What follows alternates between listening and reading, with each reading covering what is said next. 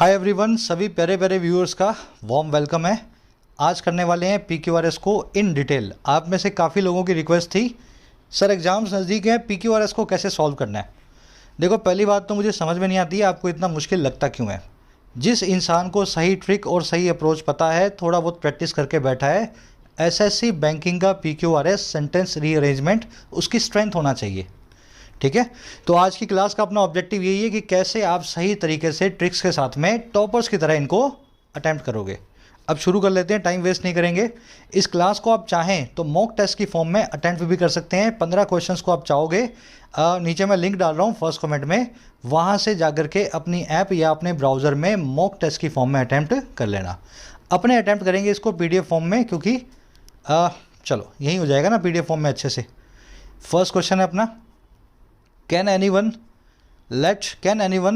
falsehood triumph and let for a long time suppress the truth permanently?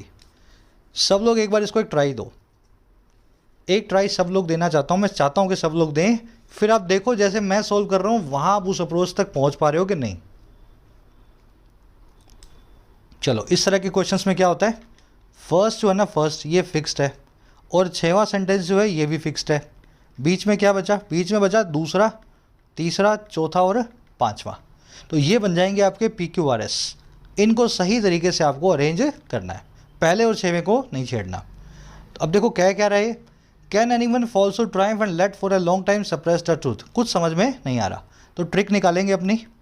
देखो, trick ये कहती है कि इस तरह के क्वेश्चंस में पहला और लास्ट वाला वर्ड जो है उसको पढ़ लो। ठीक है, मैं इनको मार्क कर रहा हूँ।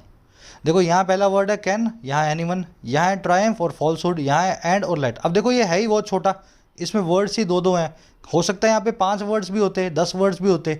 आपको तो सिर्फ पहला और लास्ट वाला पढ़ लेना है। इससे क्या होगा, इससे आपकी ग्रामर बैठ जाएगी। अब देखो कैसे बैठी।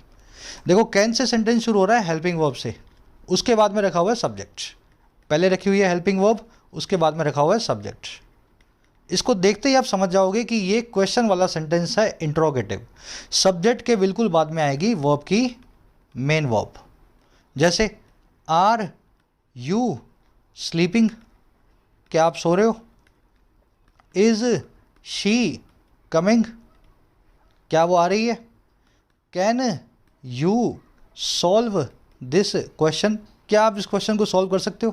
पहले आ रही है helping verb is, are, can, फिर आ रहा है सब्जेक्ट यू, शी या यू, फिर आ रही है वर्ब की जो है मेन वर्ब स्लीपिंग, कमिंग या सॉल्व। तो इस तरीके से आपको देखना है। अब ये कैन आपकी हेल्पिंग वर्ब है, एनीवन आपकी मेन वर्ब, एनीवन आपका सब्जेक्ट है। अब आपको चाहिए मेन वर्ब, और मॉडल हमेशा अपने साथ में मेन वर्ब लेगी वर्ब की बेस फॉर्म। वर्ब की बेस फॉर्म क्या होती है, वर्ब की फर्स्ट फॉर्म होती है बिना एस या ES के, जैसे प्ले, स्लीप, ईट। अब मुझे बता दो एनीवन के बाद में वर्ब कहाँ पे आपको दिख रही है। देखो, यहाँ पे वर्ब नहीं आ सकती, ये है फॉल्सहुड। फॉल्सहुड का मतलब होता है झूठ, है ना, झूठ। एंड एक कंजंक्शन है, फॉर एक प्रेपोजिशन है, और सप्रेस एक वर्ब है। सप्रेस का मतलब होता है किसी को दबाना। तो इसी से ही आपको पता लग गया कि एनीवन के बाद में सप्रेस आएगा, कैन से जुड़ेगा और क्वेश्चन बनाएगा। आपका जो आंसर शुरू होगा वो होगा शुरू एस से। समझ में आ गई। पहला सेंटेंस है जो 1 नंबर वाला, दूसरा सेंटेंस है एस, फिर तीसरा, चौथा, 5वां अपने को और आगे निकालना है। तो एस से अपना आंसर कहाँ शुरू हो रहा है, आंसर आ रहा है एस से यहाँ पे, तो ये आपका आंसर है, आगे बढ़ जाओ। बस इनको करने का यही तरीका है। समझ गए ना। मैं इसका मीनिंग भी नहीं निकाल रहा हूँ, मैं आपको कह नहीं रहा हूँ मीनिंग निकालो, ज़रूरत ही नहीं है। अगर सीधे सीधे हो रहा है, अपना टाइम वेस्ट मत करो, आंसर निकालो, टिक लगाओ और आगे बढ़ जाओ। ज़्यादा अगर आपके पास टाइम है तो एक बार इसको बना के पढ़ के देख लो, थोड़ा सा आपको आइडिया भी लग जाएगा। चलो, अब देखो, अपने तो कोई एग्ज़ाम दे नहीं दे, यहाँ पे आप मुझसे एक सवाल कर सकते हो। सवाल ये हो सकता है कि सर SRQP की जगह है यहाँ पे एक और ऑप्शन होता SQRP, तो उस केस में मैं क्या करता। तो अब तो मैं इसको आंसर बना ही नहीं सकता, क्योंकि एस से तो दोनों ही शुरू हो रहे हैं। तो भाई ये जो ट्रिक आपने एक बार लगाई है ना, अब एक की जगह आपको 2 बार लगानी है। दूसरी बार लगा के दिखाता हूँ मैं आपको। देखो, लेट जो है, लेट ये है वर्ब को, ऐसी वर्ब है जो अपने बाद में वर्ब की बेस फॉर्म को लेती है। एडिटोरियल्स में आपको मैं 1000 बार करवा चुका हूँ। लेट मी गो, मुझे जाने दो। लेट देम स्लीप, उनको सोने दो। लेट हर ईट, उसको खाने दो। तो लेट बाद में जो काम करेगा वो मी, हर या देम, और उसके बाद में आएगी वो वर्ब जो आएगी बेस फॉर्म में गो, स्लीप या ईट। अब मुझे बता दो ये लेट के साथ में ऐसा कॉम्बिनेशन कहाँ बन रहा है? लेट के बाद में एक सब्जेक्ट चाहिए, एक नाउन या प्रोनाउन, और फिर वर्ब की बेस फॉर्म चाहिए। ऐसा कॉम्बिनेशन इस पूरे सेट में कहाँ बन रहा है? लेट बन गया यहाँ पे, लेट बन गया यहाँ पे। अब देखो ये तो कोई सब्जेक्ट बन नहीं सकता, ये वर्ब है, ये भी सब्जेक्ट नहीं बन सकती। ये फॉल्सहुड है ना, फॉल्सहुड, ये सब्जेक्ट बन सकता है। और उसके बाद में वर्ब की बेस फॉर्म आ रही है ट्रायम्फ। ट्रायम्फ का मतलब होता है जीतना, यानी कि विन करना। समझे? दूसरी बार ट्रिक लगाई तो मुझे पता लगा क्यू के बाद में पी आएगा। अब क्यू के बाद में पी जहाँ जहाँ आ रहा है वो आपका आंसर है। ये आंसर बन सकता है, ये आंसर बन सकता है, ये नहीं बनेगा, ये नहीं बनेगा। तो इस तरीके से आप 2 बार ट्रिक लगाओगे तो दूसरी बार तो आपका आंसर निकल ही जाएगा। अगर यहाँ पे SPQR लिखा होता तो मैं अपने आप देख लेता कि Q और P एक दूसरे के बाद में आएंगे, पहले Q फिर P। ये भी मेरा आंसर नहीं था, यही मेरा आंसर बनने वाला था। चलिए आगे बढ़ेंगे नेक्स्ट क्वेश्चन की तरफ। अपनी ऐप को ज़रूर से डाउनलोड करें अगर किसी एग्ज़ाम के लिए आप प्रिपेयर कर रहे हो।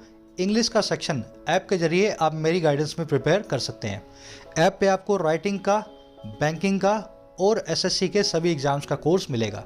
ये क्लास भी हमारे पेड कोर्स का पार्ट है, आपको यूट्यूब पे मिल रही है। बैंकिंग SSC कोर्स में सारा सिलेबस ट्रिक्स और मेथड्स के साथ में, प्रैक्टिस सेट्स के साथ में आपको कवर करवाया जाता है। राइटिंग कोर्स में आपको 60 से 70 घंटे में इंग्लिश में लिखना सिखाया जाता है, बेसिक लेवल से किसी भी एग्ज़ाम के लिए।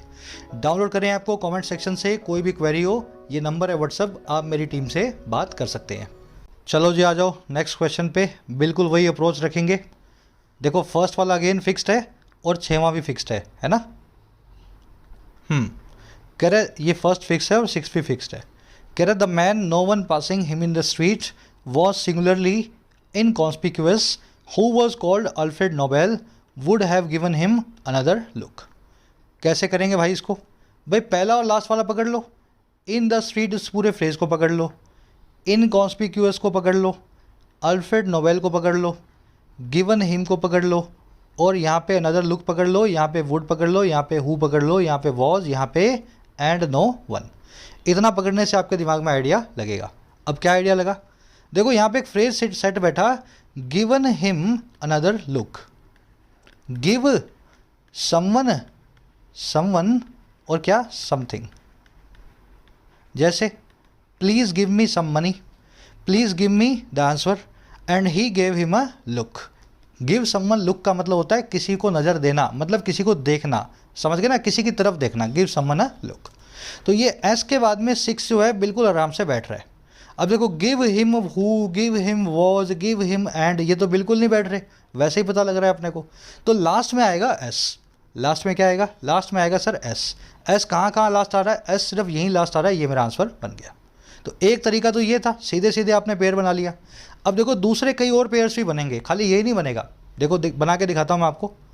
The man was singularly inconspicuous. ये मैन जो था वो सिंगुलरली इनकॉन्स्पिक्यूअस था। इनकॉन्स्पिक्यूअस का मतलब होता है जो बिल्कुल भी नोटिसेबल ना हो, अननोटिसेबल। इनकॉन्स्पिक्यूअस मतलब इननोटिसेबल या अननोटिसेबल, जिसके ऊपर ध्यान बिल्कुल भी ना जाए। कॉन्स्पिक्यूअस होता है जो बड़ा भड़काऊ हो। कॉन्स्पिक्यूअस मतलब जो भड़काऊ हो, शो ऑफ करने वाला हो, जो नोटिसेबल हो, जिसकी तरफ सबकी नज़र जाए। तो ये इनकॉन्स्पिक्यूअस था, है ना। तो ये देखो द मैन के बाद में आप क्यू को सेट जो है बना के रख सकते हो। आप क्यू से इसको शुरू कर सकते हो, कहने का मतलब ये। आगे देखो, no one passing him in the street, no one passing him in the street would have given him another look. कह रहा है कोई भी आदमी जो स्ट्रीट में पास कर रहा हो, नो वन, और ये पासिंग क्या है? इसके लिए एडजेक्टिव है। कह रहा है कोई भी आदमी जो पास कर रहा हो इस आदमी को, स्ट्रीट में इसके पास से गुजर रहा हो, उसने दिया होता, would have given him another look. तो पी के बाद में आ रहा है एस। समझे मेरी बात को? क्यू से शुरू कर दें और पी के बाद में एस ले आएँ और एस हो जाएगा लास्ट में, तो भी मेरा आंसर बन सकता है। लेकिन फिर आर का क्या करेंगे? देखो आर जो है ना, इस मैन के लिए एक रिलेटिव क्लोज है। द मैन कौन? Who was called Alfred Nobel. आ रही है बात समझ में? The man who was called Alfred Nobel was singularly inconspicuous. ऐसे बन सकता है ना। तो देखो आप ये नो वन पासिंग वाला है ना, अगर आप इसको इसके साथ कनेक्ट करोगे तो भी बैठ जाएगा। पी के बाद में एस। और शुरू आप किससे करोगे? आप शुरू करोगे आर से, फिर लगाओगे क्यू, फिर लगाओगे पी और फिर लगाओगे एस। है ना। तो इस तरीके से भी आप बना सकते हो, थोड़ा पढ़ना पड़ेगा, पहला और लास्ट वाला कनेक्ट करना पड़ेगा, आंसर बहुत ईजिली बन जाता है। आज खूब प्रैक्टिस करेंगे, बहुत सारे क्वेश्चंस अपने लेके आए हैं। चलो जी आ जाओ नेक्स्ट पे, बिल्कुल यही टेक्निक फॉलो करेंगे। In palaeopathology would be to obtain the fundamental objective background information as much on the skeleton as possible. ये पैलियोपैथोलॉजी क्या होती है पता है ना आपको, ये वन वर्ड है। देखिए पैलियो मतलब ओल्ड, ओल्ड पुराना, पैथो मतलब डिसीज़, डिसीज़ यानी कि बीमारी, और लॉजी मतलब साइंस या फिर स्टडी, साइंस या स्टडी। तो पैलियोपैथोलॉजी का मतलब है ओल्ड पीपल को या पुराने टाइम में जो बीमारियां होती थी उनकी स्टडी अगर आज करें तो कहलाएगी पैलियोपैथोलॉजी। 1000 साल पहले लोगों को कैसी बीमारियां होती थी ये बताएगी पैलियोपैथोलॉजी। चलो कैसे करना है, लास्ट वाले वर्ड पकड़ लो, ऑब्टेन, ऑब्जेक्टिव, इंफॉर्मेशन, ये एज मच एक साथ ही ले लो, स्केलेटन, इन और वुड बी। कैसे बनाएंगे देखो मुझे ये बताओ, ये इन पैलियोपैथोलॉजी, ये तो इन प्रेपोजिशन का ऑब्जेक्ट बन गया, सेंटेंस का सब्जेक्ट तो कहीं मिला ही नहीं, सब्जेक्ट तो कहीं पे आया ही नहीं। सब्जेक्ट किसको बनाओगे, ये वुड बी को बनाओगे या फंडामेंटल ऑब्जेक्टिव को बनाओगे या फिर बैकग्राउंड इंफॉर्मेशन को बनाओगे, या तो इसको बनाओगे या इसको बनाओगे। द फंडामेंटल ऑब्जेक्टिव सब्जेक्ट बनेगा या बैकग्राउंड इंफॉर्मेशन सब्जेक्ट बनेगा। सब्जेक्ट तो ऊपर तो आया ही नहीं फर्स्ट वाले में, फर्स्ट वाले में इन आई प्रेपोजिशन ऑब्जेक्ट आ गया पैलियोपैथोलॉजी, तो सब्जेक्ट मिलेगा क्यू से या सब्जेक्ट मिलेगा आर से। तो क्यू और आर से यही दोनों शुरू हो रहे हैं, या तो ये आंसर है या ये आंसर है। अब एक तरीका ये है कि फटाफट दोनों को बिठा के देख लो, जहाँ पे सेटिंग बैठ जाए वो आपका आंसर है। दूसरा तरीका ये है कि एक पेयर और बनाने की कोशिश करो। दूसरा पेयर क्या बनेगा, फंडामेंटल ऑब्जेक्टिव, अगर इसको मैं सब्जेक्ट बना दूं तो इसकी वर्ब क्या होगी, इसकी वर्ब एज मच होगी, नहीं होगी। बैकग्राउंड इंफॉर्मेशन ये भी नहीं होगी। वुड बी टू ऑब्टेन ये हो सकती है। अगर मैं क्यू को सब्जेक्ट बना रहा हूँ तो आर इसकी वर्ब बनेगी, और उसी तरीके से पी इसकी वर्ब बनेगी, और अगर मैं आर को भी सब्जेक्ट बना रहा हूँ तो भी पी इसकी वर्ब बनने वाली है। समझ गए मेरी बात को। तो क्यू के बाद में भी पी और आर के बाद में भी पी, दोनों जगह वही आ रहा है। देखो यहाँ पे इसने कितना अच्छे से खेला आपके साथ।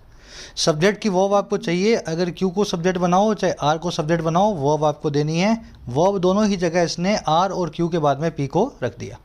अब और देख लेते हैं, एस है एज मच। अब देखो ऑब्टेन जो है ना, ऑब्टेन करना है इंफॉर्मेशन को, ऑब्टेन करना है इंफॉर्मेशन को। इंफॉर्मेशन और ऑब्टेन एक दूसरे से कनेक्ट हो रहे हैं, है ना।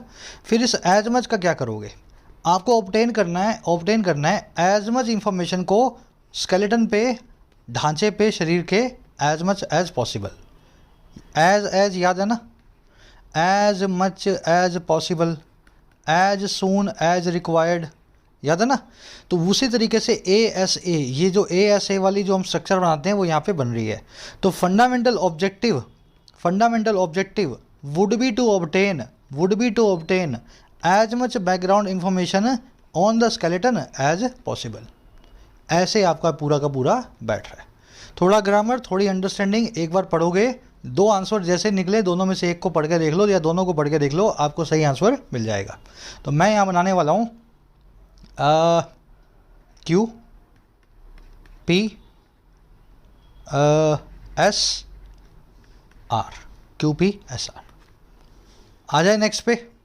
लेवल अच्छा है इनका, बिल्कुल भी डिस्करेज नहीं होना है। अगर आपको मुश्किल लग रहे हैं तो ये जानबूझ करके क्वेश्चन हैं ऐसे जो मुश्किल आपको लगने चाहिए। अब इसमें थोड़ा सा लंबे हो गए सेंटेंस, है ना। पार्ट जो आप देख रहे हो 5-5, 10-10 वर्ड के पार्ट हैं। सब लोग इसको ट्राई देंगे, कोशिश करो, वीडियो को पॉज करो और फिर अपने इसको सॉल्व करने वाले हैं। चलो कह रहा है जनरली स्पीकिंग, फर्स्ट वाला फिक्स्ड है। जनरली स्पीकिंग का मतलब है जनरली अगर बात की जाए तो, है ना, मोटे तौर पे बात की जाए तो जनरली स्पीकिंग मतलब मोटे तौर पे बात करते हुए। और लास्ट में कह रहा है I find the thing I have to do worrisome. कह रहा है मैं फाइंड करता हूँ उस चीज़ को जो मुझे करनी पड़ती है, और क्या फाइंड करता हूँ, वेरी सम। वेरी सम का मतलब होता है टायरसम। जो चीज़ मुझे मेंटली या फिजिकली थकाए, या तो बोरिंग हो या थकाने वाली हो, उसको हम बोलते हैं वेरी सम। चलो अब बीच वाले कैसे सारे बनाओगे, देखो again generally speaking, generally adverb है, स्पीकिंग यहाँ पे पार्टिसिपल है, कौन सा पार्टिसिपल है? Present participle simultaneous action. Generally speaking का मतलब है ऐसा अगर स्पीक किया जाए, जनरली ऐसा कहा जाए तो। सब्जेक्ट तो कहीं नहीं आया, सब्जेक्ट मुझे ढूंढना है। ये फॉर प्रेपोजिशन है, ये फॉलो प्रोग्राम्स हैं, फॉलो वर्ब है, ये हु एक सब्जेक्ट है, इसकी वर्ब है ऑफर, लेकिन ये है रिलेटिव प्रोनाउन। और द जर्नीज ये एक नाउन है, इसके लिए आगे आ रहा है दैट आई अंडरटेक, जो मैं अंडरटेक करता हूँ। आप इसको पूरा पढ़ भी सकते हो, लेकिन आपको ज़्यादा मीनिंग निकलेगा नहीं। आप इसको पढ़ के देख लो, ये एकदम खिचड़ी सी है। मैं तो पढ़ता भी नहीं ऐसे जो होते हैं ना सेट्स, उनमें मैं सीधे ही अपनी ग्रामर लगा के आंसर निकालता हूँ। तो देखने का मतलब ये है कि सब्जेक्ट कहीं भी नहीं मिल रहा। सब्जेक्ट यहाँ भी नहीं है, ये फॉर प्रेपोजिशन है, सब्जेक्ट यहाँ भी नहीं है, ये फॉलो नाम की वर्ब लगी हुई है, सब्जेक्ट यहाँ भी नहीं है। सब्जेक्ट हु बन सकता है, लेकिन ये रिलेटिव प्रोनाउन है। रिलेटिव प्रोनाउन हमेशा किसी दूसरे नाउन के लिए आता है एंटीसीडेंट बना करके।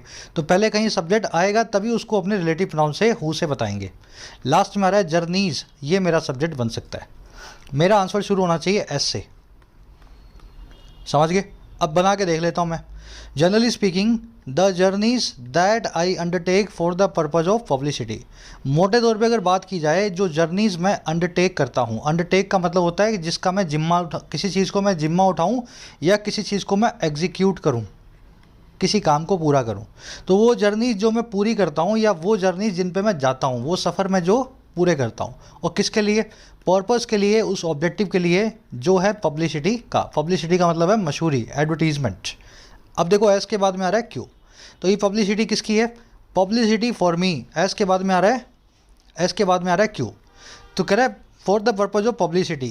कह रहा है ये जर्नी जो है ना, जो मैं अंडरटेक करता हूँ इस तरीके से, ये जो जर्नीज है जो मैं इस तरीके से अंडरटेक करता हूँ। अब इसकी वर्ब आ गई है फॉलो।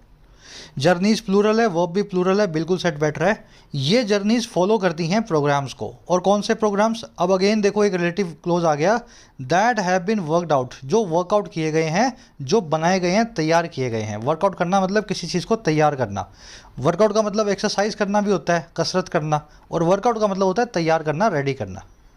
तो वो प्रोग्राम जो पैसिव वॉइस में तैयार किए गए हैं। अब देखो क्यू के बाद में क्या आ रहा है? पी। और किसके लिए तैयार किए गए हैं? फॉर मी, मेरे लिए। और किन लोगों के द्वारा? बाय दोज, उन लोगों के द्वारा। और कौन से लोग हैं? हु हैव इन्वाइटेड मी, या तो उन्होंने मुझे इन्वाइट किया है। और अब देखो लास्ट में आ रहा है आर, लास्ट में आ रहा है पी के बाद में आ रहा है ना, हु हैव इन्वाइटेड मी और who offer themselves as guides, या फिर वो लोग अपने आप को ऑफर करते हैं गाइड्स के तौर पे। And usually in such cases I find the thing I have to do worrisome. अक्सर ऐसे केसेस में जो काम मुझे करना होता है मैं उसको बड़ा ही वेरी सम फाइंड करता हूँ। ये अगर सेंटेंस अगर आप वैसे पढ़ोगे ना तो इसका कोई मीनिंग निकलेगा ही नहीं। ये पता नहीं किसी कहानी के बीच में से इसने एक सेंटेंस उठा लिया है ना, कोई इसका सर पाँव नहीं है। कुछ ये कहना भी क्या चाह रहा है मुझे तो समझ में भी नहीं आ रहा। कह रहा है कि मैं ऐसी जर्नी जो भी अंडरटेक करता हूँ अपनी जो है पर्पज़ ऑफ पब्लिसिटी के लिए, वो जर्नीज में ऐसे प्रोग्राम्स होते हैं जो बनाए गए हैं मेरे लिए, उन लोगों के द्वारा जो मुझे इनवाइट करते हैं, या फिर वो लोग जो मुझे अपना गाइड मानते हैं, जो अपने आप को ऑफ़र करते हैं गाइड के तौर पे। और ऐसे केसेस के अंदर मुझे ऐसा लगता है कि जो मुझे करना चाहिए वो बड़ा ही मुश्किल है, बड़ा ही वेरी सम है। समझ रहे हो ना? कुछ बन नहीं रहा, बस ग्रामर बन रही है, मीनिंगफुली कोई सेंटेंस का मीनिंग निकल के नहीं आ रहा। लेकिन ठीक है, अच्छे लेवल का क्वेश्चन है, अपन इसको सब्जेक्ट मेथड से ऐसे करने वाले हैं। SQPR आप बना रहे हो, पूरा बन रहा है। चलो आगे जाओ, नेक्स्ट वाले पे बढ़ते हैं। ये वाला क्वेश्चन जनरली बहुत मुश्किल था। मुझे लगता है कि आप में से शायद 1% 2% लोग भी नहीं होंगे जो इसको ठीक से कर पाए होंगे। अब नेक्स्ट वाला करेंगे, ये बहुत इजी है, सब लोग ट्राई देंगे, बहुत इजी क्वेश्चन है ये। चलो आराम से वीडियो को पॉज करना। पहला और 6वां फिक्स्ड है। Jeff is a very good dancer. Jeff एक बहुत अच्छा डांसर है, नर्तक है। ही शोज ऑफ, वो शो ऑफ करता है। शो ऑफ का मतलब होता है दिखावा करना या शेखी वगारना। शो ऑफ करना, डिमॉन्स्ट्रेट करना, है ना। इसको एक और वर्ड बोलते हैं इसके लिए, brag about. Brag about, show off करना, दिखावा करना, ब्रैग अबाउट करना। अब बीच में क्या कहानी है जी? Jeff is a very good dancer who always tries new dance steps while the rest of class is struggling, which are demonstrated and masters them quickly। देखो Jeff is a very good dancer. अब Jeff के लिए who नहीं आ सकता क्या? इसकी verb देखो singular है, ये ऑफ कोर्स जेफ के लिए आया गया है। समझ गए मेरी बात को? जेफ के लिए हु लगाओगे तभी वर्ब सिंगुलर होगी, एंटीसीडेंट सिंगुलर करोगे तभी वर्ब को सिंगुलर बनाना पड़ता है। तो इसके बिल्कुल बाद में इस रिलेटिव क्लोज को रखा जा सकता है। जेव एक बहुत अच्छा डांसर है जो ट्राइज करता है नए डांस स्टेप्स को। अब देखो इसके बाद में दो चीज़ें हो सकती हैं, ये पी से शुरू होगा, पी से शुरू होगा तो मेरा आंसर बन जाएगा PRSQ, सीधे ही बन रहा है। अब देखो इसके बाद में क्या है, which are demonstrated and masters them quickly. ये डांस स्टेप्स वो हैं जिनको ये मास्टर करता है बड़ी तेज़ी से, और ये डांस स्टेप्स वो हैं जो डिमॉन्स्ट्रेट किए जाते हैं, जो दिखाए जाते हैं। डिमॉन्स्ट्रेट करना मतलब एग्जिबिट करना, सबको दिखाना। तो जो भी स्टेप दिखाओगे जेफ जो है उसको फटाफट जो है कोशिश करता है सीखने की। अब मुझे बताओ ये इससे तो जुड़ ही रहा है, जेफ स्टेप्स को सीखता है, ट्राई करता है और मास्टर करता है बड़ी तेज़ी से, लेकिन ये भी इसके साथ जुड़ रहा है। पहले मैं एडजेक्टिव क्लोज को रखूंगा, रिलेटिव क्लोज को स्टेप्स के लिए जो आया है, और फिर एंड लगा करके आगे जो है सेंटेंस को पूरा करूंगा। तो पी के बाद में मैं रखूंगा आर को, आर के बाद में रखूंगा मैं एस को, और फिर आगे क्या कह रहा है जब सारी क्लास स्ट्रगल कर रही होती है, while the rest of class is struggling, जब बाकी की क्लास जूझ रही होती है। अब देखो कोमा लगा के ही शोज ऑफ, वो शो ऑफ करता है, वो सबके सामने अपना दिखावा करता है। समझ गए ना, ऐसे ही सेंटेंस बना हुआ है। एक बार फिर से रिपीट कर दूं, जेफ बड़ा ही अच्छा डांसर है। कैसा अच्छा डांसर है? जो हमेशा ट्राई करता है नए स्टेप्स को। ये हु वाला क्लोज आ गया जेफ के लिए। कौन से स्टेप्स हैं? वो स्टेप्स हैं जो डिमॉन्स्ट्रेट किए जाते हैं। स्टेप्स प्लूरल है, विच की वर्ब भी प्लूरल है, रिलेटिव क्लोज अगेन यूज किया गया। और फिर जेफ क्या करता है, who always tries to new dance steps and masters them quickly, और उनको क्विकली मास्टर भी करता है। देम किसके लिए आया? स्टेप्स के लिए आया। यहाँ तक की कहानी फिक्स है। आगे क्या कर रहा है, कह रहा है while the rest of the class is struggling, जब बाकी की क्लास स्ट्रगल कर रही होती है। अब यहाँ कॉमा लगेगा जो उसने लगाया नहीं। ही शोज ऑफ, वो अपना दिखावा करता है, बाकी के लोग कर नहीं पाते, लेकिन ये अच्छे से सीख के स्टेप सबके सामने करने लगता है। तो आंसर निकला है आपका PRSQ। चलो आ जाओ नेक्स्ट पे। स्पीड फास्ट तो नहीं है ना? मेरे ख्याल से तो फास्ट नहीं है। क्वेश्चन ईजी हैं ये वाले, इसलिए थोड़ा फास्ट चल रहा हूँ मैं। अब ये क्वेश्चन थोड़ा अच्छे लेवल के मानता हूँ मैं भी। सब लोग ट्राई दो, इसको जल्दी से करोगे तभी आगे बढ़ेंगे।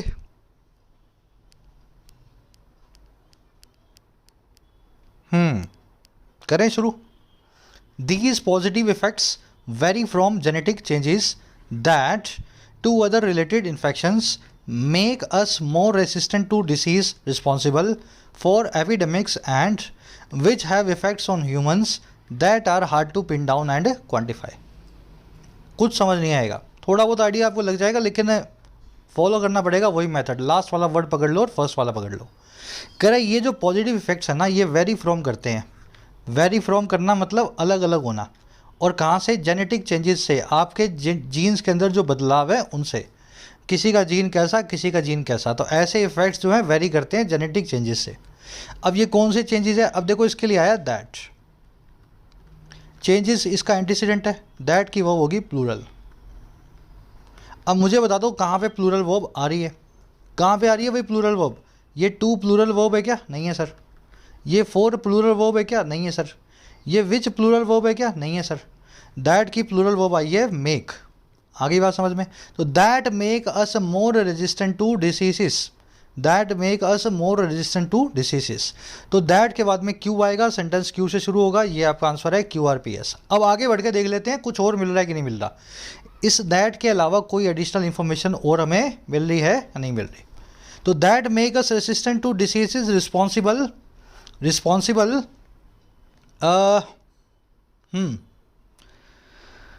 Responsible for epidemics. देखो क्यू के बाद में आ रहा है फॉर एपिडेमिक्स, एंड इसके बाद में पी आ रहा है to other related infections.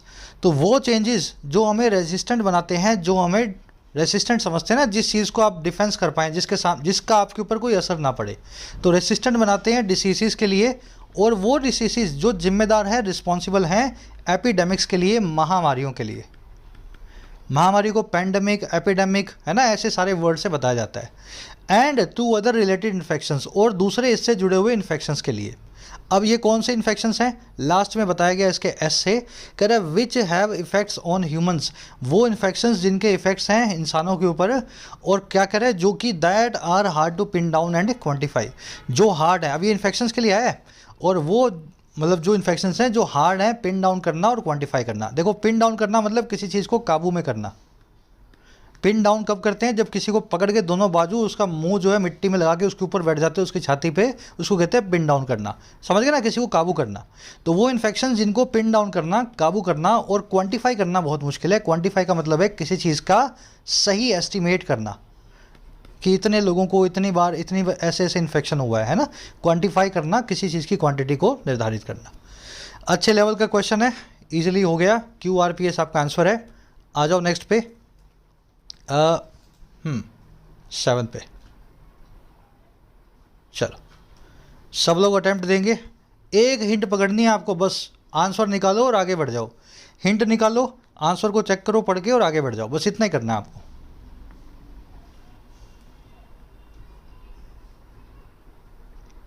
The Bermuda triangle is an area of many unexplained disappearances. The 3 points of triangle being Miami is famous for being the supposed site of the Atlantic Ocean off the coast of Florida and Bermuda and San Juan in Puerto Rico. नहीं आ रहा कुछ समझ में? बस Bermuda triangle की बात हो रही है, इतनी ही बात समझ में आ रही है। कुछ हिंट्स को पकड़े। चलो, जितना ज़्यादा आप अपने दिमाग को खोलोगे ना उतना ईजिली हो जाएगा। देखो एक हिंट आपको यहाँ मिल रही है, the 3 points of triangle being. ये बींग प्लस में नाउन या एडजेक्टिव वाली स्ट्रक्चर आपको करवा चुका हूं मैं। जैसे being a student I study for 10 hours। ठीक है, आई स्टडी फॉर 10 hours। इसका मतलब क्या है? स्टूडेंट होने के नाते मैं 10 घंटे पढ़ता हूँ, या स्टूडेंट होने की वजह से मैं 10 घंटे पढ़ता हूँ। आ रही बात समझ में ना? वैसे ही being a soldier he knows how to fight. Soldier होने के नाते वो जानता है he knows how to fight, कैसे फाइट करना है। तो ऐसा होने के नाते या ऐसा होने की वजह से। अब मुझे बताओ 3 points of the triangle being, अब कौन कौन से होने वाले हैं ये पॉइंट्स? पहला पॉइंट है मायामी, ये हो गया पॉइंट नंबर 1। फिर एक इसके बाद आएगा दूसरा पॉइंट, कोमा लग गया। फिर उसके बाद आएगा कोमा और आएगा एंड, और फिर आएगा तीसरा पॉइंट। ये स्ट्रक्चर आपको कहाँ मिल रही है? दूसरा पॉइंट कहीं मिल रहा है आपको? यहाँ तो नहीं मिल रहा, यहाँ तो मिल ही नहीं सकता। इसके बाद तो खुद आएगा ही नहीं है, क्योंकि बाद में कुछ और चाहिए। आर यहाँ पे तो वर्ब आ गई, यहाँ पे ऑफ आ गया। दूसरा पॉइंट आ रहा है बर्मुडा, तीसरा पॉइंट आ रहा है and San Juan in Puerto Rico. लगा दिमाग? लास्ट में क्यू आएगा, इतना मुझे पता लग गया। क्यू के बाद 6वां नंबर का सेंटेंस आने वाला है। पहला नंबर का आएगा और बीच में आएगा पी, आर और एस में से इन तीनों को जमाना है। तो क्यू जहाँ ख़त्म कर रहा है ना सेंटेंस को, वो मेरा आंसर है। ठीक है, अब चेक करके देख लो ये सेट बैठ रहा है पूरा ढंग से या नहीं बैठ रहा। SRPQ। ठीक है, Bermuda triangle is an area, अब इसके बाद आएगा S, of the Atlantic ocean. ये अटलांटिक ओशियन का एक जो है एरिया है, और कहाँ है ये? Off the coast of Florida. Florida के कोस्ट से थोड़ा सा दूर है, ये फ्लोरिडा का कोस्ट है और यहाँ से थोड़ा सा दूर। ऑफ का मतलब होता है दूर, एट अ डिस्टेंस। यहाँ पे ये ट्रायंगल बना हुआ है। कह रहा है एंड, अब देखो इसके बाद आएगा आर। एंड इज़ फेमस, बड़ा ही मशहूर भी है बर्मुडा ट्रायंगल। और क्यों? For being the suppose site, site होने के लिए सपोज साइट। सपोज मतलब मानी हुई, साइट मतलब जगह, बीइंग मतलब होना। तो होने के लिए मानी हुई वो जगह। अब ये जगह किसकी है? ये साइट है ऑफ मैनी अनएक्सप्लेन्ड डिसअपीयरेंसेस, बहुत सारी ऐसी डिसअपीयरेंसेस की जो अनएक्सप्लेन्ड है, जिनके बारे में आज तक नहीं पता है। डिसअपीयरेंस का मतलब होता है लोगों का गायब होना, अनएक्सप्लेन्ड का मतलब है जिसका कोई एक्सप्लेनेशन ना हो। ठीक हो गया। अब देखो क्यों लगाओ, कह रहा था 3 points, अब कोमा लग गया ना। 3 points of the triangle being Miami, Bermuda and San Juan in Puerto रिको। बस थोड़ी सी हिंट पकड़ो और पूरा सेंटेंस जो है अपना बना डालो। चलो अपना आंसर आ गया यहाँ पे, आगे आ जाओ नेक्स्ट पे। चलो पूरे उसमें आ रहा है ना, ये मेरे ख्याल से आ जाएगा, इतना है ना। लंबा सेंटेंस है ये। अब इसमें क्या, बहुत एक नहीं है, इसमें कई सारे सेंटेंसेस आ गए। अब एक सेंटेंस को नहीं है, इसमें कई सेंटेंसेस को आपको जोड़ के एक पैराग्राफ बनाना है।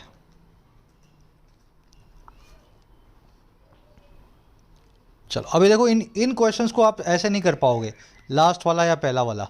इन क्वेश्चंस को करने का तरीका अलग है। एक बार आप पढ़ के कोशिश कर लो, फिर मैं करवा देता हूँ।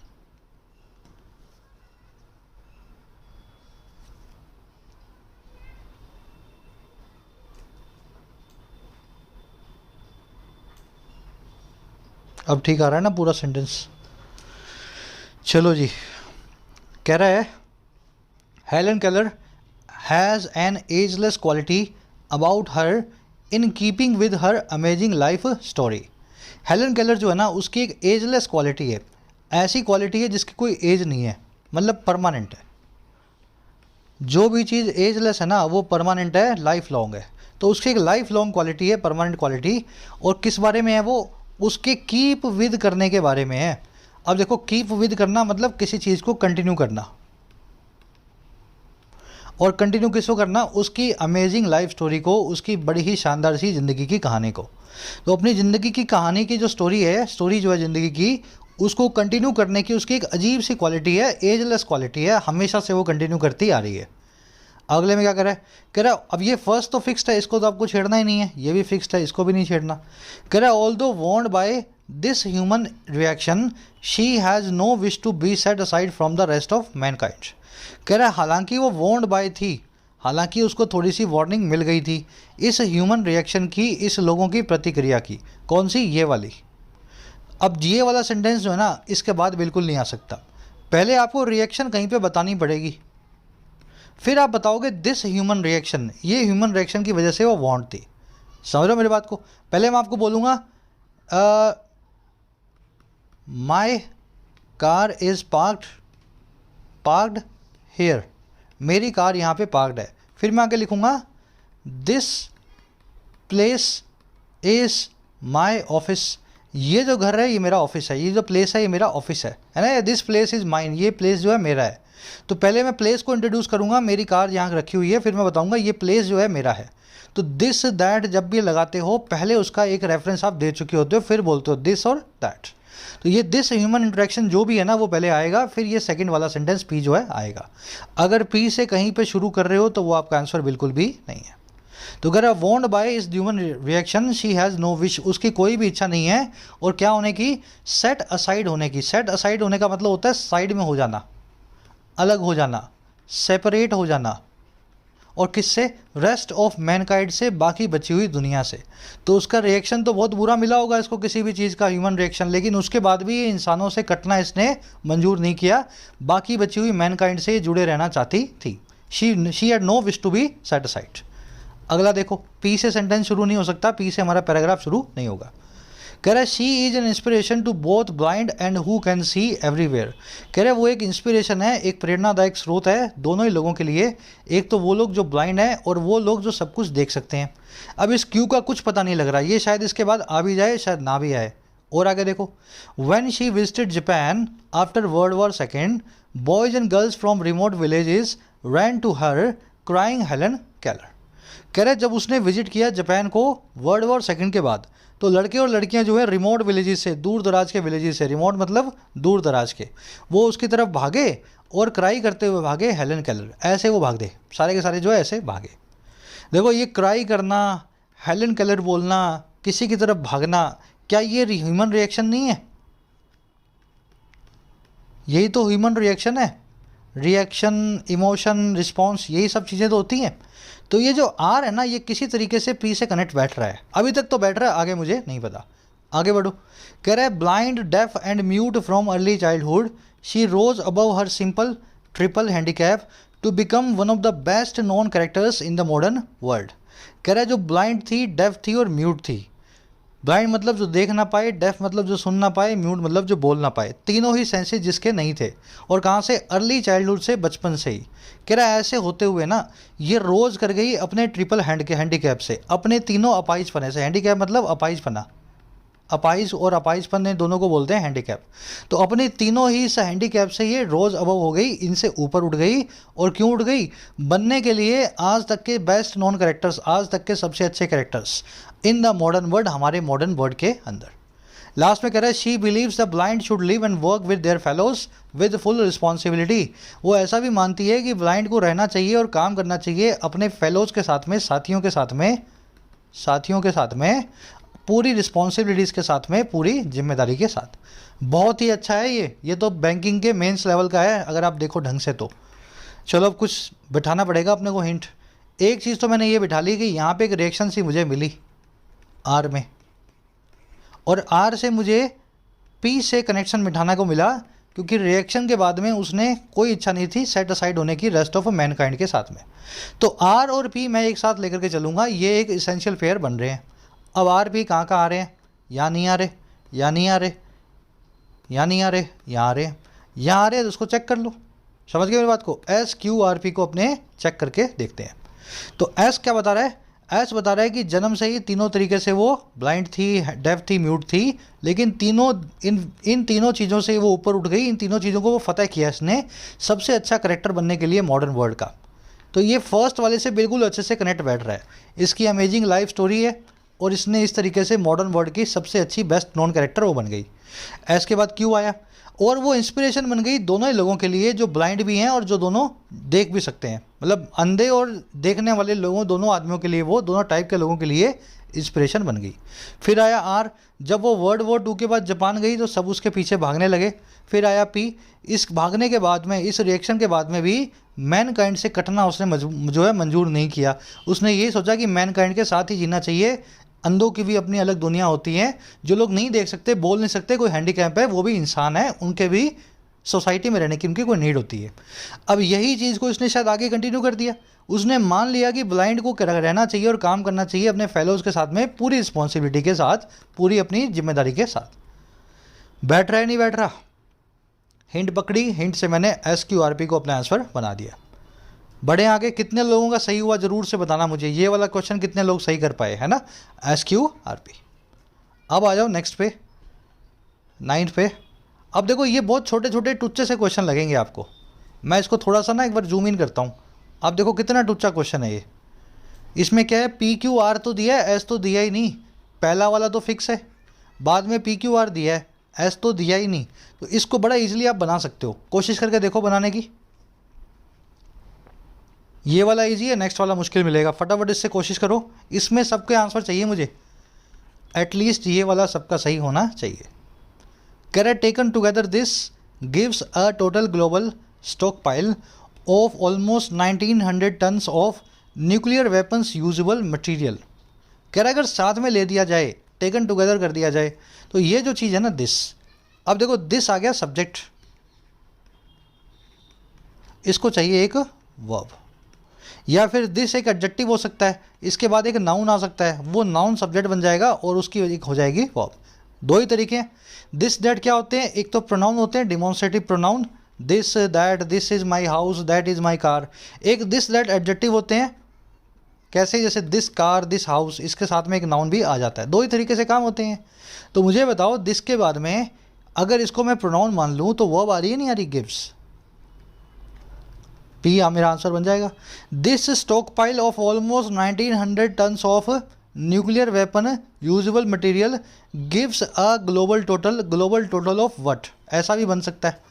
अगर मैं बनाना चाहूँ दिस के बाद में मैं स्टॉक पाइल को रख दूँ, this stockpile of 1900 ton जो है न्यूक्लियर वेपन यूजेबल मटेरियल का, ये जो स्टॉक पाइल है ये गिव्स, ये देता है एक ग्लोबल टोटल को। अब ग्लोबल टोटल किस चीज़ का, तो ये पूरा मीनिंगफुल नहीं निकल रहा, इसलिए मैं जो है दिस के बाद में स्टॉक पाइल को नहीं रखूँगा।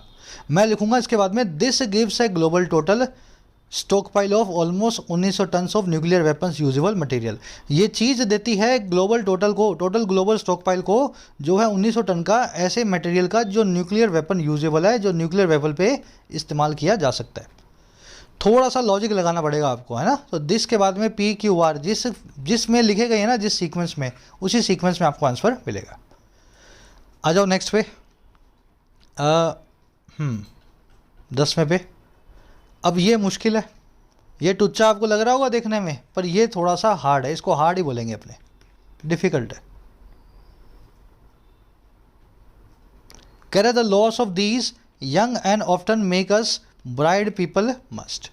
कह रहे जो लॉस है किस भी चीज़ का हमें पता नहीं। पॉन्डर का मतलब होता है किसी चीज़ के बारे में सोचना, गहन विचार करना। इसके लिए एक अच्छा वर्ड है हमारे पास रूमिनेट, और एक अच्छा वर्ड है डेलिबरेट, ठीक है। एडिटोरियल में दोनों वर्ड्स कर चुके हो, रूमिनेट, डेलिबरेट, पॉन्डर, किसी चीज़ पे गहरे से सोचना। अब गहरे से सोचो और आंसर निकालो। मेरे को तो एक चीज़ पता है, मस्ट है एक हेल्पिंग वर्ब, और कैसी हेल्पिंग वर्ब है, मॉडल। अपने बाद में क्या लेगी, मेन वर्ब लेगी। मेन वर्ब कैसी होगी, वर्ब का बेस फॉर्म। वर्ब का बेस फॉर्म कहाँ दिख रहा है, वर्ब का बेस फॉर्म दिख रहा है यहाँ पे, और वर्ब का बेस फॉर्म यहाँ नहीं दिख रहा, और ये तो आ ही नहीं सकता इसके बाद में, ये तो पहला सेंटेंस है। तो loss of these bright people must make us ponder. जो लॉस है इन ब्राइट पीपल का, ये हमें पॉन्डर करवाना चाहिए। मेक पॉजिटिव वर्ब है, मेक के बाद वर्ब की बेस फॉर्म। किसी से कोई काम करवाना, तो मेक अस पॉन्डर मतलब हमसे इसको ऐसी थिंकिंग करवानी चाहिए, हमें सोचने पे मजबूर कर देना चाहिए, है ना, मेक अस पॉन्डर। लेकिन इसमें गलती है, इस वाले का क्या करोगे, बीच वाले का, इसको भी तो लेना है। तो मेक, मस्ट मेक पॉन्डर, ये तो ठीक है, आर के बाद में क्यू तो आएगा, लेकिन पी को भी कहीं फिट करना पड़ेगा। और ये ब्राइट पीपल जो है ना, इसके बीच में कॉमा आ रहा है, समझ रहे हो। तो एक्चुअल क्या करेंगे, अपने को ऐसा लिखना चाहिए, आर भी ढूंढ, आर और क्यू तो पहले मिला ही दो आप। आर और क्यू यहाँ आ रहा है, आर और क्यू यहाँ नहीं आ रहा, आर और क्यू यहाँ नहीं आ रहा, आर, वैसे ही आंसर बन गया आपका पी आर क्यू। तो loss of these young and often bright people, loss of these young and often bright people, जो नुकसान है इन नौजवान और तेज तर्रार पीपल का, मस्ट मेक अस पॉन्डर, इसको हमें सोचने पे मजबूर कर देना चाहिए। ठीक है, पी आर क्यू आपका यहाँ से पूरा जो है फ्रेज बन गया। धांसू क्वेश्चन था ये। चलो आ जाओ नेक्स्ट पे, आ रहा है ना साथ में। ये क्वेश्चन मेरे को पता है आप में से ना, अभी मैं करवाऊंगा ना, 1 मिनट रुको, मैं इसको थोड़ा सा बड़ा कर लेता हूँ,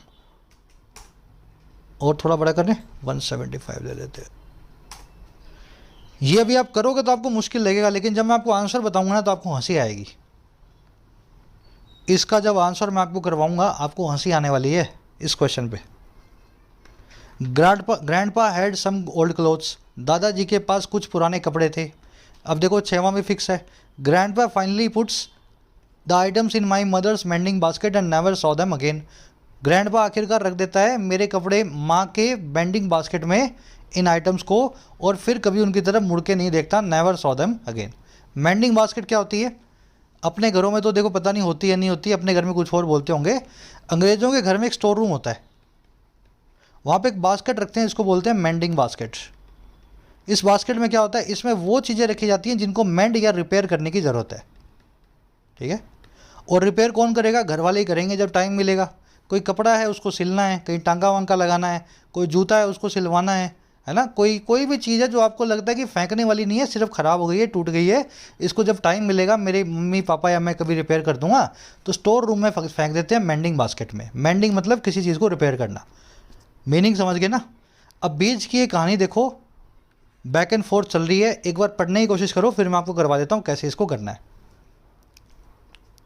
चलो, but my mother took them out, लेकिन मेरी माँ ने उनको बाहर निकाल लिया, and kept them neatly folded in the cupboard again, और फिर उनको साफ तरीके से फोल्ड किया, उनकी क्रीज लगाई और कबर्ड में उनको रख दिया। कबर्ड का मतलब है अलमारी। अरे किन को रखा, और अगेन का मतलब है पहले भी रख चुकी है फिर से रख रही है, तो इस सेंटेंस का इससे कोई भी कनेक्शन नहीं है। अगेन आ रहे हैं ना भाई, पहले कोई काम करूंगा फिर वापस करूंगा तो अगेन लगाऊंगा, तो पहले किसी काम को होने दो फिर उसके बाद में पी आएगा। अगर पी से आंसर बन रहा है तो वो आपका आंसर बिल्कुल भी नहीं है। अगर देखो, so he threw them into the waste basket, इसलिए उसने उनको फेंक दिया वेस्ट बास्केट में। दादाजी के पास कई पुराने कपड़े थे, इसलिए दादाजी ने उनको कचरा डब्बी में, कचरा पेटी में फेंक दिया। 1 के बाद में क्यों आ सकता है, ये मेरा आंसर बन सकता है ना। दादाजी के पुराने कपड़े थे, उन्होंने फेंक दिए। अब यहाँ देखो, so he put the clothing into families bag of items to donate to the charity, इसलिए उसने रख दिया दादाजी ने कपड़ों को फैमिली के उस बैग ऑफ आइटम्स में जो है डोनेट करने का किसी भी चंदे में, चैरिटी के अंदर। अब मुझे बताओ, ये दादाजी हैं समझदार दादाजी, इनके पुराने कपड़े हैं, ये इसको पुराने कपड़ों को डस्टबिन में डालेंगे या पुराने कपड़ों को डोनेशन वाली डब्बे में डालेंगे। भाई मेरे दादाजी तो समझदार थे, आपके भी समझदार ही होंगे। दादाजी समझदार होते हैं ना यार, तो क्या करते हैं, ये ऐसे काम नहीं करते ये डब्बे में फेंकने वाले, ये तो अपने ऐसे बेवकूफ़ करते हैं। दादाजी तो समझदार हैं, वो डोनेशन वाले डब्बे में डालेंगे, ऐसा मुझे लग रहा है। कहने का मतलब ये है कि ये जो दादाजी के कपड़े हैं ना, इससे मैं क्यू जो रख रहा था डब्बे में डाला है वेस्ट बास्केट में, इससे अच्छा है मैं इसको आर से बनाऊं। बेटर ये हो सकता है मैं इसको आर से बनाऊं, क्यू और आर वैसे दोनों से बन रहा है। कह रहा है my mother found them and put them back in his cupboard, मेरी माँ ने उनको पाया, फाउंड किया जहाँ भी उनको मिले, और फिर से उनकी कबर्ड में रख दिया, फिर से उनकी अलमारी में रख दिया। ठीक है, पुट देम बैक मतलब फिर से नहीं, रख दिया उनकी अलमारी के अंदर। तो देखो मेरी मदर ने पहले तो तब रखा था और बाद में यहाँ रखा था। देख रहे हो ये एस और पी का आपस में कनेक्शन बैठ रहा है, लेकिन एस जो है ना, एस ये पी के, ये फर्स्ट के बाद में नहीं आएगा। अभी तो दादाजी के कपड़े पुराने हैं, मेरी मदर को तो तब मिलेंगे जब दादाजी किसी डब्बे में डालेंगे। कहने का मतलब ये है दादाजी को किसी डब्बे में डालने दो, तो दादाजी ने पहले तो या तो क्यू में डाल दिए या उन्होंने आर में डाल दिए। अब आगे बढ़ो, मेरी मदर को वो मिले, मेरी मदर ने उनको कबर्ड में वापस रख दिया, तो इसके बाद एस आ जाएगा, यहाँ भी एस आ जाएगा। कह रहे so he threw them into the waste basket, इसलिए उसने उनको वेस्ट बास्केट में डाला। अगर मैं क्यू से बना रहा हूँ पहला तो मैं यहाँ लगा दूंगा आर को, और अगर मैं आर से बना रहा हूँ पहला तो यहाँ लगा दूंगा मैं क्यू को। देखो अगर पहले उसने चैरिटी वाले डब्बे में डाला था तो मेरी मदर ने कबर्ड में रख दिया तो उन्होंने वेस्ट बास्केट में डाल दिया, या फिर पहले वेस्ट बास्केट में डाला था तो मेरी मदर ने कबर्ड में रखा, उन्होंने अब चैरिटी में डाल दिया। दो में से एक ही बात हो सकती है। अब जहाँ भी डाला उसके बाद मेरी मदर ने फिर से उनको उठाया और फिर से कबर्ड में रख दिया। और लास्ट में दादाजी ने क्या किया, लास्ट में उन्होंने मदर की मेंडिंग बास्केट में डाल दिया और फिर से उन कपड़ों की तरफ देखा नहीं। तो क्यू एस आर पी और आर एस क्यू पी दोनों आंसर बन सकते हैं। आर एस क्यू पी दिख रहा है और क्यू एस आर पी दिख रहा है, दोनों ही मेरे आंसर्स हैं।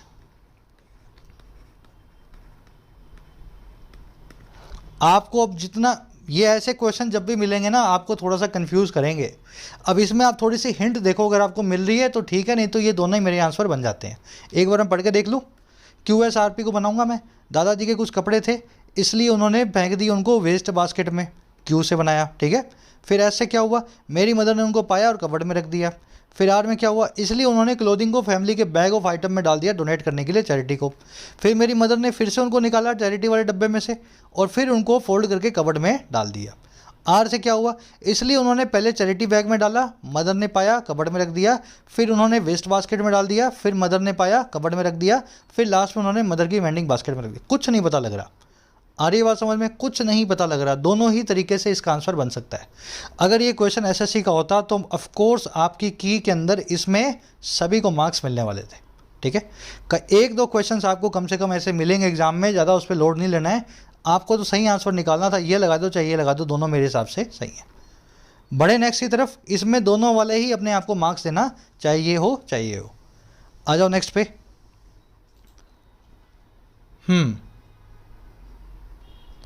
इतना ही देखना ना आपको, चलो यहाँ से सही दिख जाएगा आपको।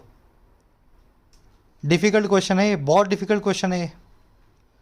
The heart is the pump of life, हृदय जो है, दिल जो है वो आदमी का पंप होता है, लाइफ का पंप होता है ना। लाइफ जो है हार्ट के ऊपर चलती है, कहने का मतलब ये।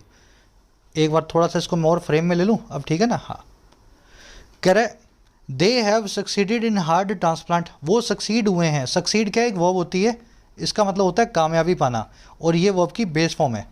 इसकी सेकंड फॉर्म है सक्सीडेड और इसकी थर्ड फॉर्म भी है सक्सीडेड। कुछ लोगों को लगता है सक्सीड जो है वर्ब की सेकंड फॉर्म होती है, पीछे ईडी देख के, नहीं, सक्सीड वर्ब की फर्स्ट फॉर्म है। इसका मतलब होता है किसी चीज़ में कामयाबी पा लेना। तो इसलिए वो इवन यहाँ तक कि सक्सीड हो गए हैं हार्ट ट्रांसप्लांट में। भाई कौन है और यहाँ तक की का मतलब क्या है, पहले कुछ और भी कर चुके हैं। ये सेंटेंस जो है ना इस फर्स्ट सेंटेंस के बाद में नहीं आ सकता। हार्ट जिंदगी का पंप है और वो लोग सक्सीड हुए हैं, कौन लोग हैं हम नहीं जानते हैं। पी से तो मेरा आंसर बिल्कुल भी नहीं बनेगा, ठीक है, पी से तो नहीं बनेगा। आगे देखो, nowadays surgeons are able to stop a patient's heart and carry out complicated operations.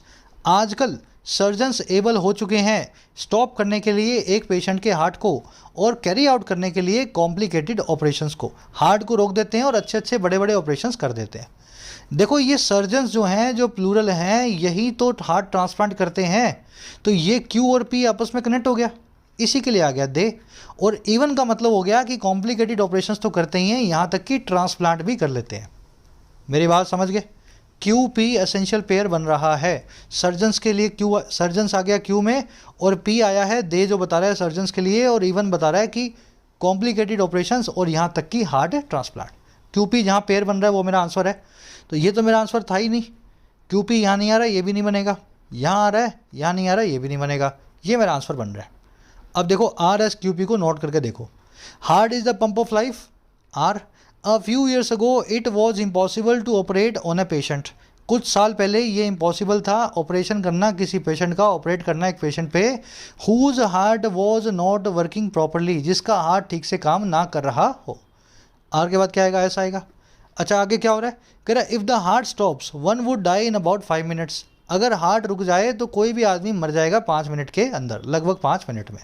तो इसलिए वो ऑपरेशन नहीं कर पा रहे थे। आर के बाद में एस। फिर कह रहा है आजकल क्या हो रहा है, आजकल तो वो रोक देते हैं हार्ट को और कॉम्प्लिकेटेड ऑपरेशन कर देते हैं। और लास्ट में आ रहा है पी, यहाँ तक कि वो इसमें भी सक्सीड हो गया कि हार्ट भी बदल देते हैं, दूसरा हार्ट किसी भी आदमी का लगा देते हैं। बन गई बात, RSQP। RSQP आपका आंसर बन जाएगा। बड़े नेक्स्ट पे, मुश्किल था लेकिन एक बार अप्रोच सीख ली आपने तो उसके बाद मुश्किल नहीं है। ये तो आपके स्कोरिंग सब्जेक्ट हैं, स्कोरिंग वाले क्वेश्चंस हैं। इंग्लिश में मेंस के अंदर CGL में सबसे ज़्यादा स्कोर अगर आप बना पाओगे तो इनमें बना पाओगे, एकदम इजी टुच्चे आते हैं। चलो करेक्ट ऑर्डर में बिठाना है, फर्स्ट और 6 जो है फिक्स्ड है, बीच वाले 4 बिठाएंगे। After the entire generation of parents and teachers in young people has skyrocketed. अब देखो इसको पकड़ने का तरीका क्या है, ये एक ही सेंटेंस है, उसी के पार्ट किए हुए हैं, अलग अलग सेंटेंसेस तो है नहीं। तो इसको पढ़ने का तरीका है लास्ट वाले पकड़ने पड़ेंगे। कह रहे हैं एक पूरी जनरेशन के जो है बच्चों और माँ बाप की। अब देखो पेरेंट्स एंड टीचर्स से हम लेवल को जोड़ पाएंगे, चिल्ड्रन की सेल्फ एस्टीम को जोड़ पाएंगे, हैज़ वर्ड को या इंडिकेटर को या इन यंग पीपल को। पूरी जनरेशन बच्चों और माँ बाप की।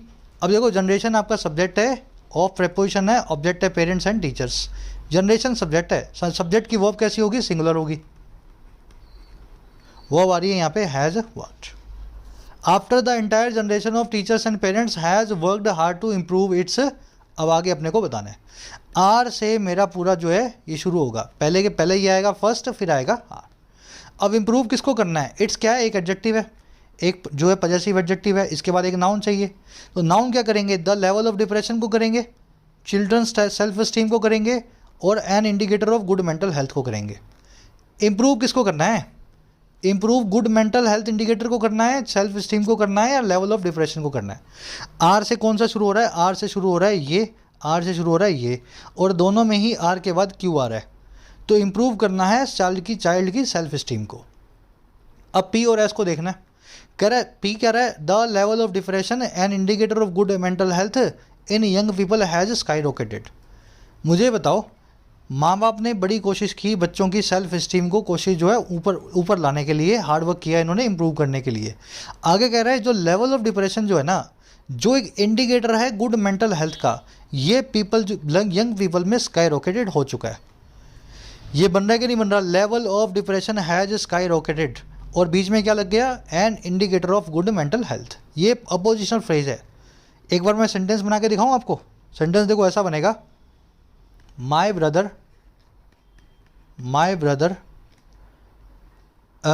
Lives in Washington D. मेरा भाई वॉशिंगटन डीसी में रहता है। अब मैं इसके बाद में यहाँ यूँ लिख सकता हूँ ना, my brother who is a doctor, और फिर कोमा लगा सकता हूँ, ये बन जाएगा अपोजिशनल फ्रेज। मेरा भाई रहता तो वॉशिंगटन डीसी में है, हु इज़ ए ब्रदर, जो कि एक ब्रदर भी है, जो कि एक डॉक्टर भी है, हु इज़ ए डॉक्टर। या मैं इसको निकाल दूँ हु इज़ को और मैं सीधे लिख दूँ a doctor. My brother a doctor lives in Washington D. C a doctor तो एक प्योरली बनेगा अपोजिशनल फ्रेज। यहाँ भी वही हुआ है, द लेवल ऑफ डिप्रेशन। अब ये क्या है, an indicator of good mental health, ये इंडिकेटर होता है गुड मेंटल हेल्थ का। अब ये डिप्रेशन का जो लेवल है ना, इन यंग हैज़ स्काई रॉकेटेड, समझ गए ना। तो ये अपोजिशनल फ्रेज है, बीच में इसको आपको रखना पड़ेगा। लास्ट में पी नहीं आएगा, लास्ट में आएगा एस। आपका सेंटेंस बनेगा आर क्यू पी एस है ना, RQSP नहीं बन सकता। अगेन बता रहा हूँ मैं, आपको लग रहा हो sir level of depression has increased, has sky rocketed, तो बीच वाले को आपको कहीं रखना है, इसलिए आपको पी जो है लास्ट में नहीं रखना, आपको एस लास्ट में रखना है, पी को पहले रखना है। अच्छे लेवल का क्वेश्चन है, गलती होने वाला था मुझे पता है ज़्यादातर लोगों का। सेकंड लास्ट क्वेश्चन है, फटाफट से आ जाओ।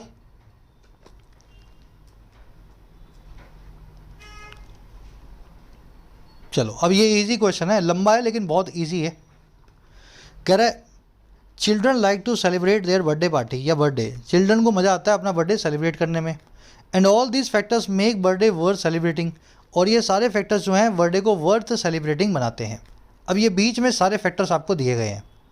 इन addition to birthday presents they also receive greetings, birthday presents के एडिशन में, इन एडिशन का टू का मतलब होता है बिसाइड्स, या इसको बोलते हैं अपार्ट फ्रॉम। हिंदी मतलब होता है इसका साथ ही साथ, है ना, साथ ही साथ। तो कह रहे साथ ही साथ बर्थडे प्रेजेंट्स के वो रिसीव करते हैं ग्रीटिंग्स को भी रिसीव करते हैं। देखो ये साथ ही साथ वाली नौबत तब आती है जब आप कोई चीज़ पहले बता देते हो फिर बोलते हो साथ ही साथ ऐसा। जैसे मैं जॉब करता हूँ गूगल में,